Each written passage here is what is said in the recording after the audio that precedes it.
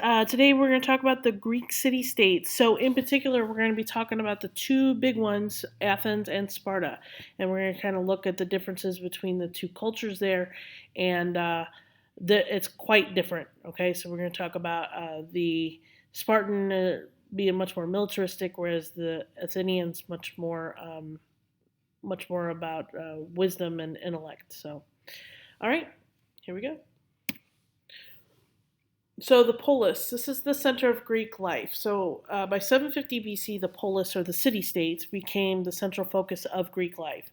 So it was a town, the city or village that serves as a center where people met for political, economic, and social activities. And so it was the city or village, and then it was the surrounding areas, and then includes the rural areas as well. So you can see this right here as an example of this would be Athens here, of example of what that would look like. Okay, so the main gathering place was usually up on a hill, and it was usually fortified, and this is called the Acropolis. So this would look like this. Okay, that would be an Acropolis. It was a refuge and sometimes a place for religious or other public buildings. And below that would be where the agora is. So the agora would look something like this, and this was just an open area where there could be a market, okay, where people can assemble and where they can trade goods or services and have a market down there. Okay, so that was the center of their economy. So the polis was a community of people who shared an identity and goals, and so there were three main classes. You have citizens with political rights. Usually that was adult males.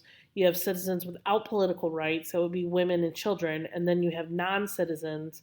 These would be slaves and or resident aliens. And so responsibilities always accompanied rights. So Aristotle, this is him right here, Aristotle stated, we must regard every citizen as belonging to the state.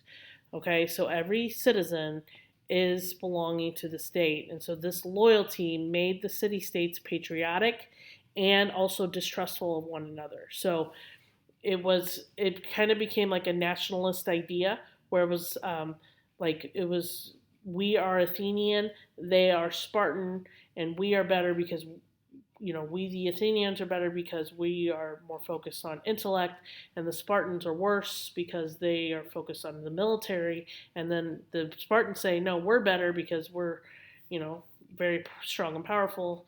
And so it becomes a warring clash of cultures. Okay, so the city states' independence and warring is going to help bring Greece to ruin eventually. So a new military system is going to be based on hoplites. So hoplites are soldiers, and they're infantry who carried a shield, sword, and a spear. So this is what they would have looked like here. And then they often fight in a phalanx. So this is a phalanx right here. So a phalanx is very powerful, and they're fortified basically by their shields, by their large shields. They're protected on the outsides, and then they have the spears coming from each side and trying to kill anybody who's close by. So the Greek colonies, so 750 to 550 BC, many Greeks began to settle in distant lands, and each colony basically became a new polis and then spread Greek cultures and ideas. So we're going to see colonies in Italy, France, Spain, and even in North Africa. And the most notable of these colonies is Byzantium. Byzantium sits right in this area here, okay? And it will later become Constantinople. So it's on what's called the Bosporus Strait right here on the Black Sea, okay? And so there's also going to increase trade because these colonies and create a new wealthy class of merchants who they wanted power, and they found more difficult to get because there was a ruling class of aristocrats who were unwilling to give up their power, and so that's going to cause clashes as well. So this right here is the more zoomed in look of the colonies, and like I said, Byzantium is right here. It's where present day Istanbul is. So it will later be Constantinople. Today it's called Istanbul. Okay, but you can see how far they went, even all the way over to Spain. All right, so tyranny in the city states. So the creation of this new wealthy class led to the rise of tyrants. And these tyrants are not necessarily oppressive. Some of them were pretty good, but they're called tyrants because just of the type of leader they are. Okay, so it just refers to a leader who seized power by force from the aristocrats. So peasants supported the tyrant. The aristocrats obviously opposed them because they were just overthrown. And then the tyrants would seize and keep power by using hired soldiers. And they would do things like build new walls and temples and kind of update infrastructure and things like that. And they glorified their cities and they made them very popular. By the end of the 6th century, the tyrants had fallen out of favor. A lot of it had to do with their rule kind of contradicted the rule of law that was a Greek ideal. And so this allowed new classes to participate in government. And in some city-states, we're going to see democracy. So specifically in Athens, that's where democracy is invented. Others become oligarchy. So democracy being ruled by all the people, oligarchies ruled by a few people. And so we're going to see this come together and the differences between Athens and Sparta. So Athens, democracy, Sparta, oligarchy. Okay, so Sparta. Sparta needed more land. It had gained it through conquest of the neighboring Laconians and Messenians. And these people the people they conquered became serfs who worked for the Spartans. And these people are called helots. Okay, it's from the Greek for capture. And so these were captured people who were forced into serfdom. Serfdom is not exactly slavery, but it's pretty close. But they were forced into serfdom and they were very low in class structure. So Sparta created a military state. So from 800 to 600 BC, their lives were rigidly controlled and disciplined. And boys learned military discipline and they entered the military at 20, and then they lived in the barracks until they were 30 years old. And they ate all their meals in public dining halls, and their meals mostly consisted of fowl broth of pork boiled in animal blood, vinegar, and salt, which sounds disgusting. So the Spartans could marry at 20 and vote in the assembly at 30. So once they're out of the military, they're allowed to participate in the government, and they're to stay in the army, basically in reserves, until they're 60 years old. Spartan women lived at home while their husbands lived in the barracks, and they had more freedom and greater power than women in other city-states, but they were expected to remain fit because it was their job to bear and raise healthy children, in particular boys. And they expected their husbands and or sons to be brave in battle, to win or be killed. So if you've ever seen the movie 300, there's this very famous line in it says, "Come back with your shield or on it." Okay, so what that means is come back victorious or come back being carried on your shield because you had died in battle. Okay, so 2 kings led the Spartan army and headed the Spartan oligarchy. So then there was 5 men who were called ephors who were responsible for the youth's education and the citizens' conduct. And then there was a council of 2 kings and 28 men who were over 60 years of age that actually decided on the issues the assembly could vote on. Okay, but they didn't debate, they only voted. They said, here's the issue, vote on it. They didn't have a lot of debate like in Athens. They're going to have a lot of debate, but they don't have time to mess around. They just make a decision. Okay, so Sparta closed itself off from the outside world.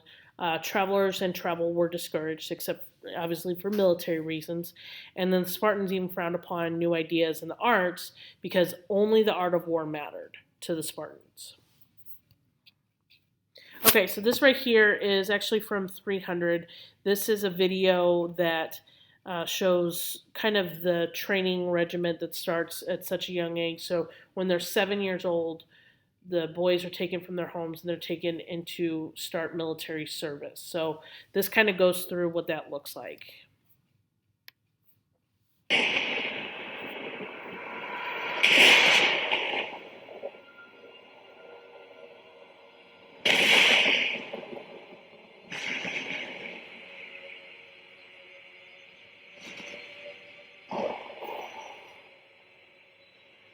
When the boy was born, like all Spartans, he was inspected. If he'd been small or puny, or sickly or misshapen, he would have been discarded.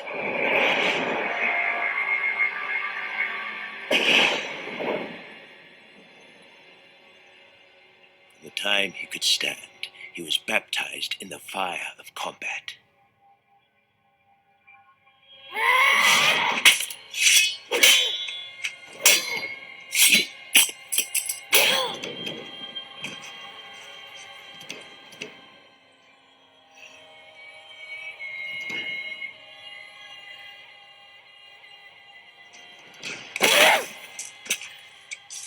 Taught never to retreat, never to surrender. Taught that death on the battlefield in service to Sparta was the greatest glory he could achieve in his life.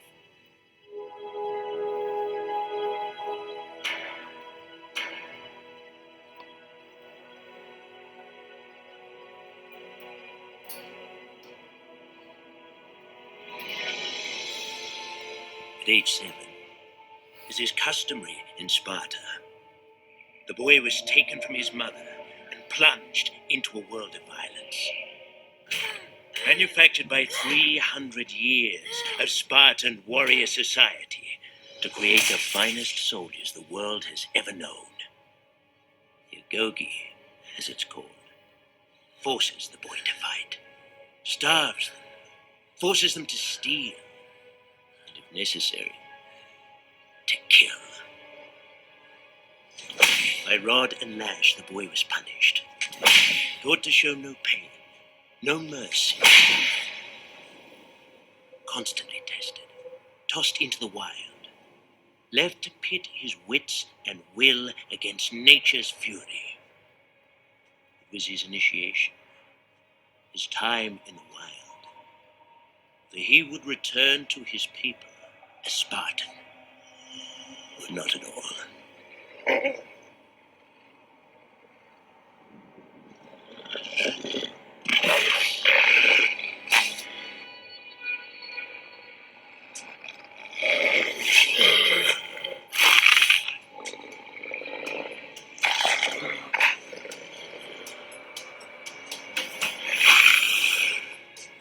The wolf begins to circle the boy. Claws of black steel, fur as dark night, eyes glowing red, jewels from the pit of hell itself.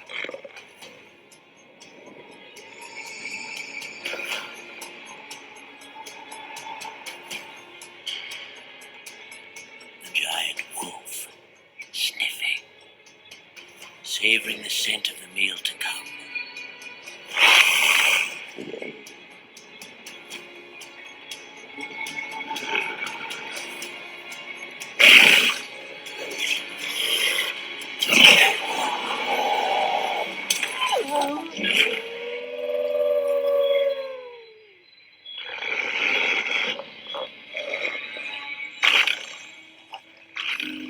It's not fear that grips him, only a heightened sense of things.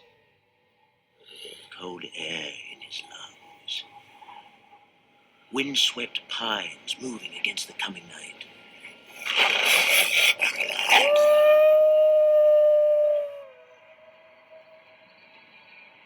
His hands are steady. His fall.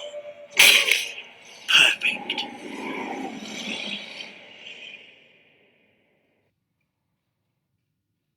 Okay, so then after that, he comes back home and is greeted like a hero.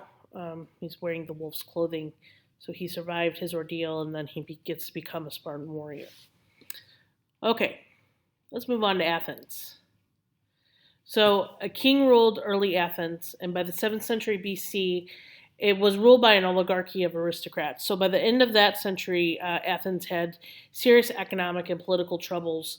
So, for example, farmers were being sold into slavery because they weren't able to pay back their debts to the aristocrats.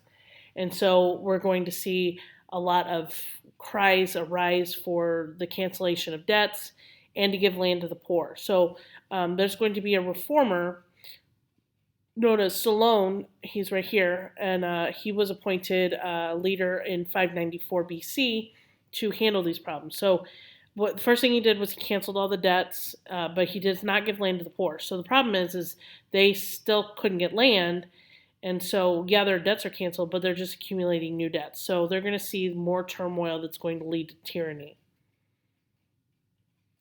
So Pisistratus is going to seize power in 560 BC, and he helped the merchants and gave the poor land. In 510 BC, the Athenians will revolt against his son and then end the tyranny. And then they're going to appoint eventually the reformer Cleisthenes, later in 508, who's going to create a new council of 500 that was to propose laws and to supervise the treasury and foreign affairs. And then that Council of 500, they propose the laws, and then the assembly of all male citizens, so every single male citizen had final authority to pass the law. So they get to vote on the laws that were passed by the Council of 500 after free and open debate.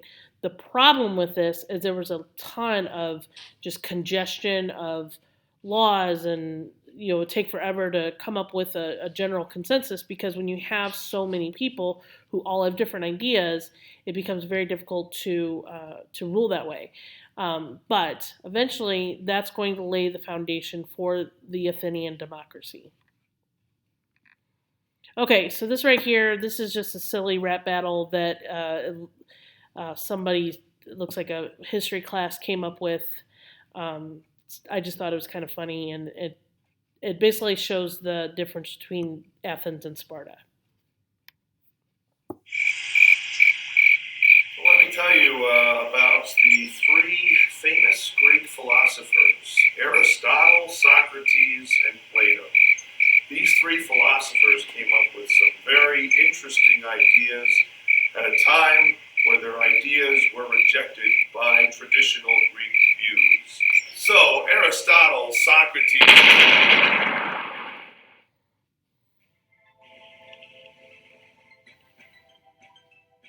Let me teach you little kids. A little bit about Greece.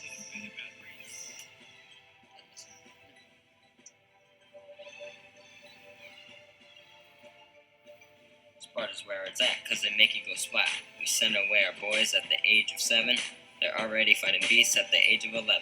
We keep them in training, and if they start cheating, let them know who's boss and give them a beating. Ha! Good one, Sparta. But you ever seen Athens? It's one of the greatest cities ever. That you can take a bath then. We might not send our boys away so early. But take a look at them.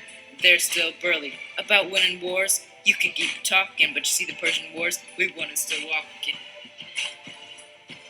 You stupid, we won that too, but it doesn't matter, cause we're better than you. We even train our women to produce strong babies, and if you get us mad, we'll give you some rabies. We gotta form a government, 2 kings and assembly. What's your government? Well, it's so trembling. First Solon made you aristocrats. He tried to clean up your act. Then, Cleisthenes made a democracy. What will you be next, a stupid bureaucracy? At least we started something, the world's first democracy. All citizens were equal, except for the women. No one cared about them. We made them fold linen. We give our people a chance to try and rule our state. All you have is old farts who have to watch their weight. Dang, that's an insult. I take that to heart. Let's look at education right from the start. We teach our boys military strategies and more. Whatever you teach it makes us so bored.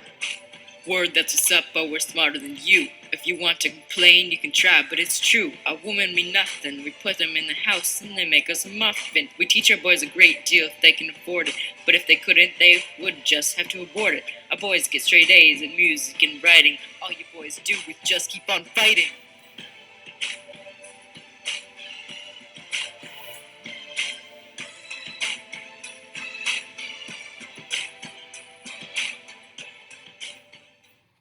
All right. So there's that. I just thought it was kind of funny. All right. That's all I got for you guys today. You guys enjoy the rest of your day, and don't forget to do your processor.